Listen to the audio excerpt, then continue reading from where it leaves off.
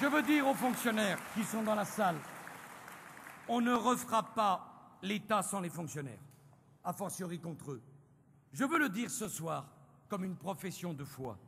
Je n'aime pas la façon dont on parle des fonctionnaires dans notre pays. Chercher à opposer les salariés du secteur public à ceux du secteur privé est dangereux. Chercher à faire des fonctionnaires les boucs émissaires de la faillite des politiques dont ils ne sont en rien responsables est indigne. Chercher à faire passer les fonctionnaires pour des privilégiés est injuste. Les fonctionnaires sont comme tout le monde. Ils veulent être reconnus. Ils veulent être respectés.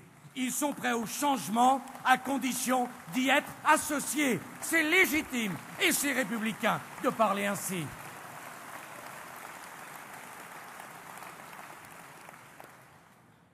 Oh, je sais, c'est pas habituel dans le discours d'un homme politique de droite.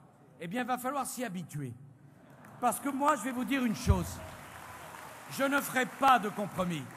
Je dis ma part de vérité, parce que je n'aime pas ce qui est injuste. Et il est injuste que ceux qui sont les victimes d'un système soient considérés comme les coupables de ce système. Ce n'est pas juste et nous n'avons aucune raison de nous associer à ce qui est injuste. Je ne ferai pas à la gauche ce cadeau-là, parce que les fonctionnaires ont toute leur place dans le projet politique que je veux construire pour la France.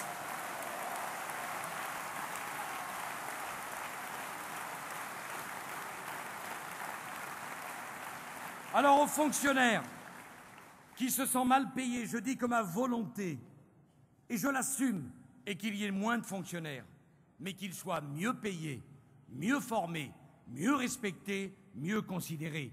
Je n'aime pas la paupérisation de la fonction publique à laquelle on est en train d'assister. Aux fonctionnaires qui se sentent démotivés parce que ces efforts ne sont jamais récompensés, je dis mon objectif, que le mérite soit reconnu et que les gains de productivité soient partagés.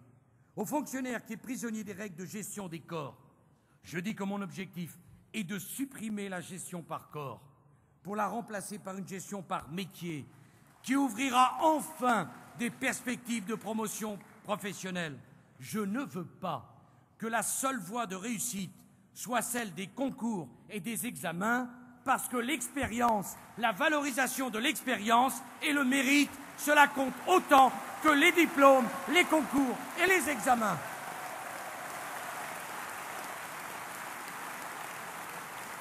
Alors à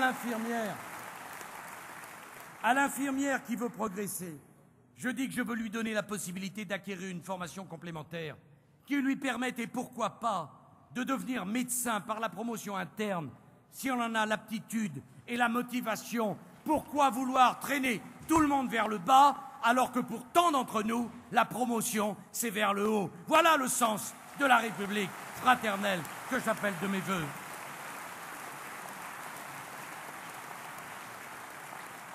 Aux fonctionnaires qui a assisté impuissant à la désorganisation complète dans l'hôpital, je veux dire que mon objectif est la remise à plat complète des 35 heures dans le secteur public, de sorte que ceux qui veulent travailler plus pour gagner davantage puissent le faire.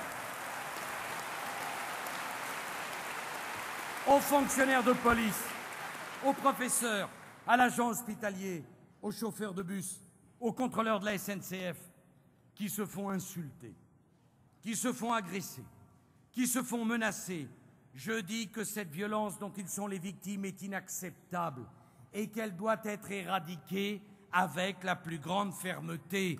Parce que lorsqu'on porte atteinte aux derniers fonctionnaires de France, c'est à l'autorité de l'État et à la crédibilité de la République que l'on porte atteinte et que l'on offense. Ayons le courage de le dire.